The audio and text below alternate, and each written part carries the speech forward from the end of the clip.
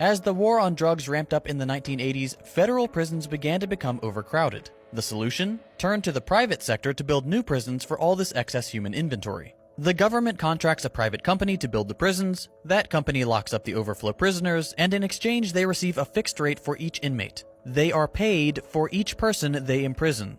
See the problem here? The prison slave labor market is a financial incentive not to pursue prison reform. It would damage the profits of thousands of US companies. But by adding for-profit prisons into the mix, cutting out the middleman, and simply making money off of human storage units, we've ensured that no meaningful reform will ever pass, at least not without a mass movement to demand it.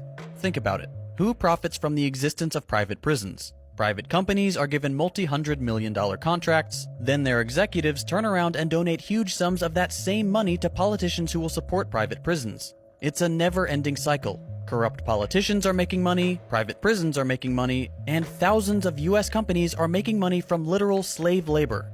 It makes perfect sense within the US capitalist framework. CoreCivic, formerly Corrections Corporation of America, is the largest private prison manager in the country. In 2019, they raked in $1.98 billion in revenue, all on the backs of exploited human beings, stuffed into their prisons with a price tag on each one. What's even more ridiculous is that the vast majority of the private prison contracts contain a lockup quota. That is, a guaranteed percentage of occupancy for the duration of the agreement.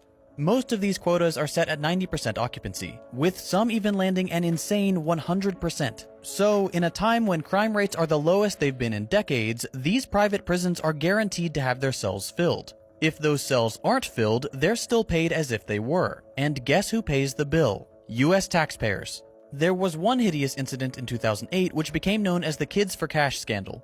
2 judges in Luzerne County, Pennsylvania were found to have been accepting bribes from for-profit correctional facilities to dole out ridiculously harsh sentences for minors. Thousands of children were slapped with extended stays in these private facilities for crimes as minor as making fun of their assistant principal on MySpace. There are few things more depraved than putting innocent children in jail to line your own pocket.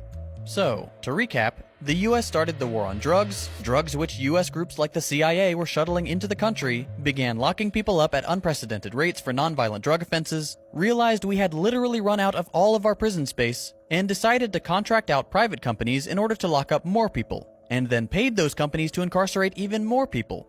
This system is absurd by any reasonable estimation, and we still haven't even discussed whether or not it's effective. To make a long story short, no, it's not effective.